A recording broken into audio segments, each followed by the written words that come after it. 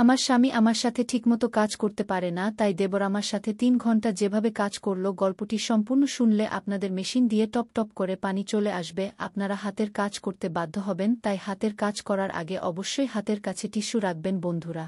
আমার নাম নেহা এবং আমি এখন ২৮ বছর বয়সী। আমাদের বিবাহ হয়েছে ৪ বছর হয়ে গেছে, কিন্তু এখনও আমাদের কোনো সন্তান নেই। আমার স্বামী অমিত একটি প্রাইভেট কোম্পানিতে চাকরি করেন এবং শহরে থাকেন। তিনি খুব পরিশ্রমী, কিন্তু তার কাছে আমার জন্য একেবারেই সময় নেই।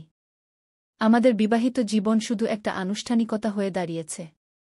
আমি চাইলেও তাকে আমার কষ্টের কথা বলতে পারি না। আমাদের বাড়ি গ্রামে, যেখানে আমার শাশুড়ি, শ্বশুর এবং দেবর থাকেন। আমার দেবর রাহুলের বয়স ৩০ বছর। তিনি গ্রামেই থাকেন এবং পুরোপুরি কৃষিকাজের দেখাশোনা করেন। তার শরীর মজবুত এবং সুঠাম, কারণ তিনি দিনরাত পরিশ্রম করেন। গ্রামে তার খুব সম্মান আছে, কারণ তিনি দায়িত্বশীল এবং বুদ্ধিমান ব্যক্তি। রাহুলের বিয়ে হয়েছে পুনম ভাবির সাথে এবং তাদের ২টি ছেলে আছে। তিনি তার স্ত্রীকে খুব ভালোবাসেন এবং সবসময় তাকে খুশি রাখার চেষ্টা করেন। তার জীবন পুরোপুরি তার পরিবারকে কেন্দ্র করে ঘোরে। যখনই আমি তাকে দেখি, ভাবি যে আমারও যদি এমন জীবন হতো, কিন্তু আমার ভাগ্য অন্য রকম ছিল। বিয়ে হয়ে ৪ বছর হয়ে গেছে, কিন্তু এই ৪ বছরে আমি বিবাহিত জীবনের সেই সুখ কখনো অনুভব করিনি যা প্রতিটি মেয়ে আশা করে। আমার স্বামী অমিত তার কাজে এতটাই ব্যস্ত থাকে যে তার কাছে আমার জন্য সময় নেই। কখনো তাকে অন্য শহরে যেতে হয়, আবার কখনো তিনি পুরো মাসের জন্য বাইরে থাকেন। আমি শুধু দিন গুনি, কখন তিনি ফিরবেন, কখন আমি তার ভালোবাসা পাব, কিন্তু প্রতিবারই শুধুই হতাশায় হাতে আসে। বিয়ের আগে আমি সবসময় ভেবেছিলাম যে আমার স্বামী আমাকে দুনিয়ার সব সুখ দেবেন, আমাকে কোলে নিয়ে ভালোবাসবেন, আমার সাথে বসে কথা বলবেন, কিন্তু বাস্তবতা ছিল একেবারেই উল্টো। রাতে যখন আমি বিছানায় একা থাকি, তখন নিঃসঙ্গতা আমাকে কাটতে দৌড়ায়। মন চায় কেউ থাকুক যে আমার মাথায় ভালোবাসা ভরা হাত রাখবে, যে আমার চোখের দিকে তাকিয়ে আমার কষ্ট বুঝবে, কিন্তু এমন কেউ ছিল না। অন্যদিকে যখন আমি দেবরকে দেখি, তখন আমার মনে অদ্ভুত অনুভূতি জন্ম নেয়। তিনি একজন আদর্শ স্বামী, তার স্ত্রীর সব রকম যত্ন নেন। ভাবির ছোটবড় সব প্রয়োজনের খেয়াল রাখেন। ক্ষেতের কাজে যতটুকু সময় পান তা পরিবারটির সাথে কাটান। ভাবি যখনই তাকে কিছু বলেন, তিনি মনোযোগ দিয়ে শোনেন এবং তার সব ইচ্ছা পূরণ করার চেষ্টা করেন। আমি অনেকবার দেখেছি যে ভাবি যখন ক্লান্ত থাকেন, তখন দেবর নিজেই কাজে হাত লাগান। কখনো তার জন্য চা বানিয়ে আনেন, কখনো তার মাথায় আদর করে হাত বুলিয়ে দেন। বাড়িতে যখনই হাসিমজাক হয়, তখন দেবর তার স্ত্রী সঙ্গেই বসে থাকেন। ভাবির চোখে সেই সন্তোষ স্পষ্ট ঝলকে, যা একজন স্ত্রী তার স্বামীর ভালোবাসা থেকে পায়, এবং এই জিনিসটাই আমাকে ভিতরে ভিতরে জ্বালাতে শুরু করেছিল। আমি নিজেকে বোঝাতে চেষ্টা করতাম যে এমন ভাবনা ভুল, কিন্তু মনকে নিয়ন্ত্রণ করা এত সহজ ছিল না। যখন আমি দেবর এবং পুনম ভাবিকে হাসতে, কথা বলতে, একে অপরের সাথে খুশি দেখতাম, তখন আমার মনে এক অদ্ভুত জ্বালা উঠত। মনে প্রশ্ন আসত, কেন অমিত আমার সাথে এমন আচরণ করেন না? অনেকবার এই ভেবে চোখে জলও আসত যে যদি আমার বিয়ে দেবরের সাথে হতো। যখন আমি পুনম ভাবিকে তার সাথে দেখতাম, তখন মনে এই প্রশ্ন উঠত যে আমি যদি তার জায়গা হতাম, তাহলে কি আমিও এত ভালোবাসা পেতাম? দেবর কি আমাকেও ততটাই খুশি রাখতেন যতটা তিনি তার স্ত্রীকে রাখেন? এটা ভুল ছিল, কিন্তু এটা আমার মনে বারবার আসত। রাতের নীরবতা আমার নিঃসঙ্গতাকে আরও গভীর করে তুলত। যখন পুরো বাড়ি ঘুমিয়ে পড়ত, তখন আমি পাশ ফিরতে থাকতাম। কখনো চোখ বন্ধ করলে দেবরের হাসি মনে পড়ত, কখনো ঘুমাতে চেষ্টা করলে তার শক্তিশালী হাতে খেতে কাজ করার দৃশ্য চোখের সামনে ভেসে উঠত। যখন অমিত বাড়ি আসতেন, তখনও তিনি শুধু ফোনে ব্যস্ত থাকতেন। আমি অনেকবার চাইতাম যে তিনি আমার দিকে তাকান, আমার পাশে বসেন, আমার সাথে ভালোবাসা ভরা কথা বলেন, কিন্তু এমন কিছুই হতো না। বিবাহিত হয়েও আমি কোনো অবিবাহিত মেয়ের মতো ভালোবাসার জন্য তাক পাচ্ছিলাম। আমার মনে বারবার এই প্রশ্ন উঠত যে যদি আমার স্বামী আমাকে ভালোবাসা না দেন, তাহলে কি আমি সারা জীবন এভাবেই একা থাকব? আমার কি জীবন অন্যের সুখ দেখে জ্বলতে জ্বলতেই কাটাতে হবে? আমি তো আগেই একা ছিলাম। তখনই আমার স্বামী বললেন যে তাকে কাজের সূত্রে অন্য শহরে যেতে হবে। প্রতিবারের মতো এবারও তিনি যাওয়ার সময় বলেছিলেন, নেহা, নিজের যত্ন নিও, বেশি চিন্তা করো না, আমি তাড়াতাড়ি ফিরব। কিন্তু আমি জানতাম যে তাড়াতাড়ি মানে কমপক্ষে ১ মাস তো হবেই। তার কথাগুলো এখন আমার কাছে ফাঁপা মনে হতে শুরু করেছিল। আমি কোনো অভিযোগও করতে পারতাম না, কারণ আমি নিজেকে বুঝিয়ে নিয়েছিলাম যে তার প্রাথমিকতা শুধু তাদের কেরিয়ার, আমি এখন নয়। বাড়ির সমস্ত কাজ এবং দায়িত্ব আমার এবং পুনম ভাবির ছিল। সারাদিন কাজে ব্যস্ত থাকতাম, কিন্তু মন তো সেখানেই ঘুরে বেড়াত জেঠির দিকে। সেদিন সকালের সময় ছিল। আমি উঠোনে কাপড় ধুচ্ছিলাম। সূর্যের হালকা রশ্মি সাদা চাদরের উপর পড়ছিল এবং ঠান্ডা বাতাস বইছিল। আমি বালতিতে কাপড় ভিজিয়ে রেখেছিলাম, কিন্তু যেই আমি কল খুললাম পানি আসল না। আমি বেশ কয়েকবার চেষ্টা করলাম, কিন্তু পানির এক ফোঁটাও পড়ল না। আমি এদিক ওদিক দেখলাম এবং দেখলাম যে জেঠজি ক্ষেত থেকে ফিরছিলেন। কপালে ঘামের ফোঁটা চকচক করছিল এবং তার শক্তিশালী শরীর, যা পরিশ্রমে গড়া হয়েছিল, সূর্যের আলো ঝলমল করছিল। আমি সংকোচের সাথে বললাম, জেঠজি, দেখুন না কল থেকে পানি আসছে না, একটু দেখুন কি হয়েছে কি। তিনি আমার কাছে এলেন এবং কিছু না বলে কলের দিকে ঝুঁকে গেলেন। আমি দেখলাম তার শক্তিশালী বাহু নড়ছিল যখন তিনি কল ঘুরাচ্ছিলেন।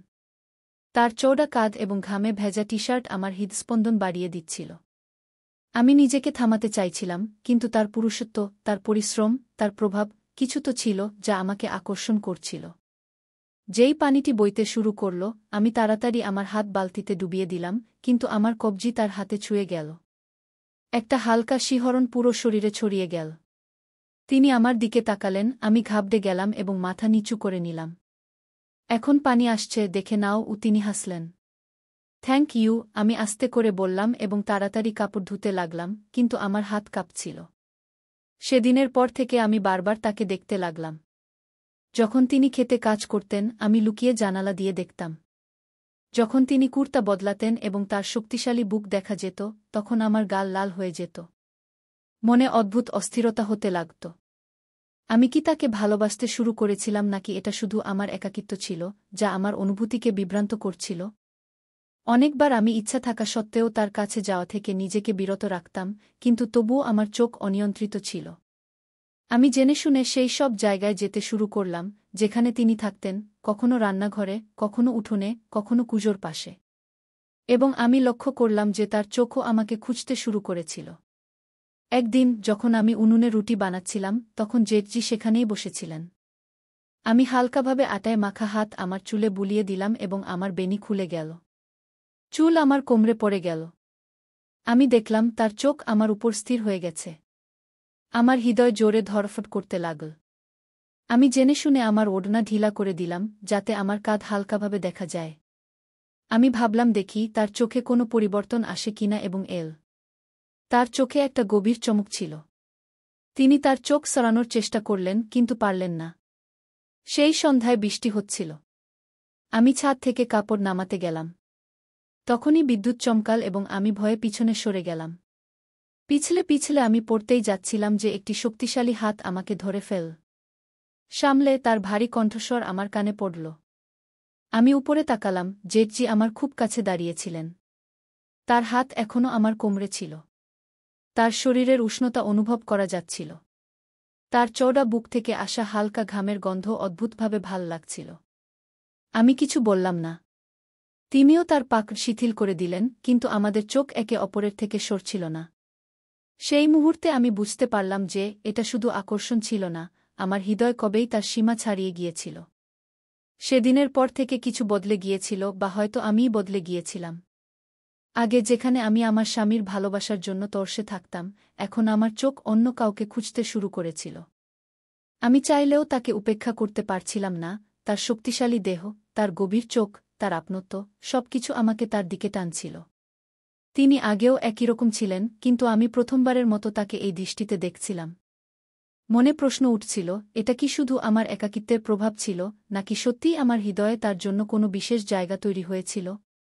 আমি এই প্রশ্নগুলোর সাথে লড়াই করতাম, কিন্তু উত্তর কখনো পরিষ্কার হতো না। যখনই আমি নিজেকে বোঝাতে চেষ্টা করতাম, কোনো না কোনো ঘটনা আমাকে আবার সেই মোডে নিয়ে আসত, যেখানে আমার হৃদস্পন্দন দ্রুত হয়ে যেত। এখন আমি চাইতাম যে জেঠজি আমার সাথে কথা বলুন, আমি চাইতাম যে তিনি আমার দিকে তাকান, আমার যত্ন নেন যেমন তিনি ভাবির নিতেন। কিন্তু তিনি তো আমার সাথে তেমনি আচরণ করতেন, যেমন আগে করতেন, সম্মান এবং মর্যাদার সাথে। এই বিশ্বাসটাই আমাকে আরও অস্থির করে তুলছিল। আমি তার কাছে শুধু তার ছোট ভাবি ছিলাম, এর বেশি কিছু নয়। কিন্তু আমি এখন শুধু তার ছোট ভাবি হয়ে থাকতে চাইতাম না। অনেকবার আমি চেয়েছিলাম যে তাকে কিছু বলি, কিন্তু বলতাম কি? আমি তাকে বলতে পারতাম যে আমার মন তার দিকে টানছে। একটি সন্ধ্যায় আমি উঠোনে একা বসেছিলাম। জেঠজি কাছেই চেয়ারে বসে তার ফোনে কিছু দেখছিলেন। পরিবেশ শান্ত ছিল, কিন্তু আমার মনে অস্থিরতা চলছিল। আমি বহুবার চেয়েছিলাম তাকে কিছু বলতে, কিন্তু আমার ঠোঁট কিছু বলার আগেই কাঁপতে শুরু করত।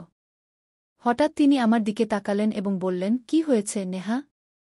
তুমি কি কিছু বলতে চাইছ?" তার কণ্ঠে সেই একই আপনত ছিল যা সবসময় থাকত।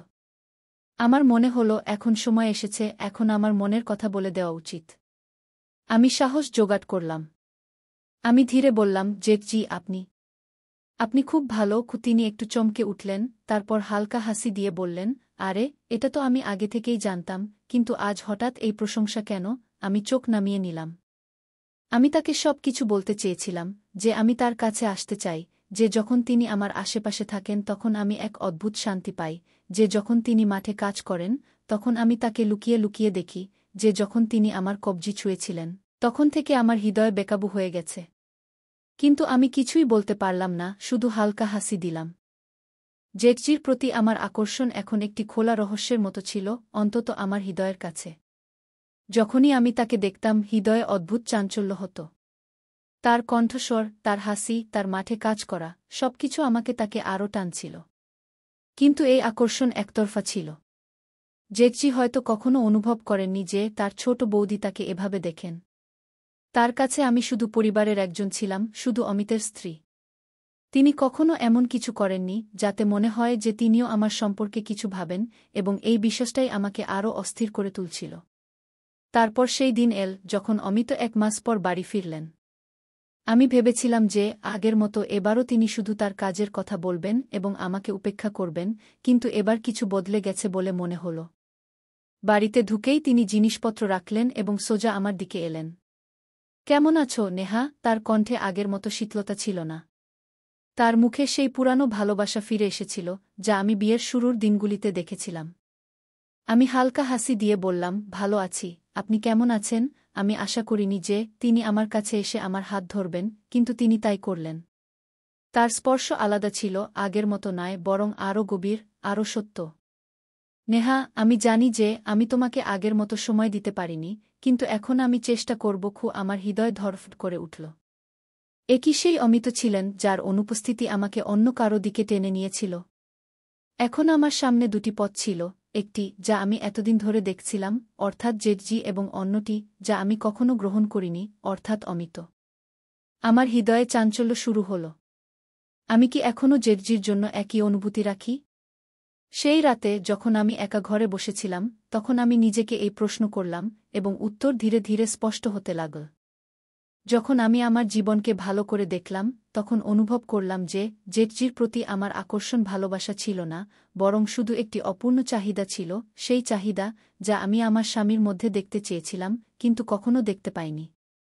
যখন আমি অমিতের কাছ থেকে সেই ভালোবাসা পাইনি, যা আমার প্রয়োজন ছিল, তখন আমি তা অন্য কোথাও খুঁজতে শুরু করেছিলাম।